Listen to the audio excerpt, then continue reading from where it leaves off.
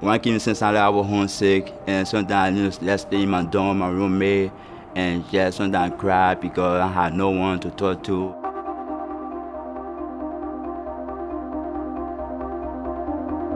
Jerry has a pretty amazing backstory. He was raised in Liberia in Africa. So he lost both of his parents. Liberia was in a civil war for quite some time. I was 10 years old when my parents passed away, and my sister was a little bit younger than I was. And it was just hard, rough time. When they passed away, we started going to school, stay our grandmother.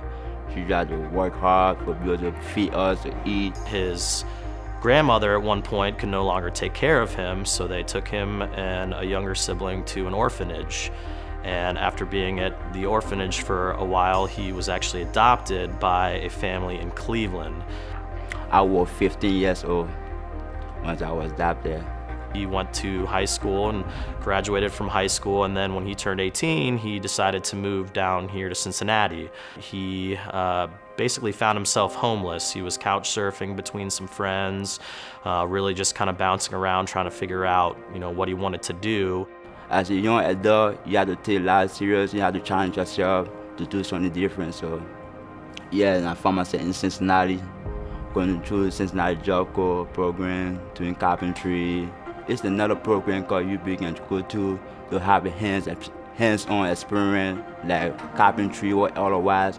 I said, all right, I'll get a try. He had an idea in his mind of what he wanted to do and what he wanted to be. I think he just needed, some nudges in the right direction and really a support network around him to really get him connected to the resources that he needed. After that, we started working with Building Value. That's how they came in contact with Mr. Brian and Gary. It's a lot of impact. It's impacted me a lot because if I'm going through Building Value or YouthBuild, I won't be a messer, so. Yeah, Jerry's doing very well. He's working for Messer Construction. He's a general laborer. He's in his second year of his apprenticeship. He's got his own place with his fiance and their new baby. He's got his own car. So he's doing very well, and he's extremely happy. Jerry Elliott, I've been his mentor for the last 6 or 7 months since he's been on this job site. Ever since he's been here, he's been a hard worker. He got real good skills on everything. He willing to learn. Don't never give you no problem.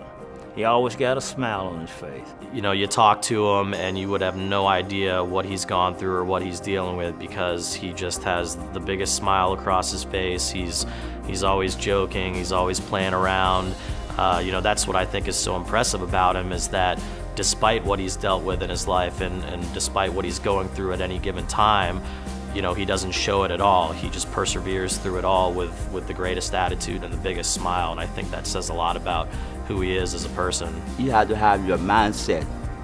You have to set a goal, and you have to dream where you want to become. I'm excited I'm working, have a job, and taking care of my family.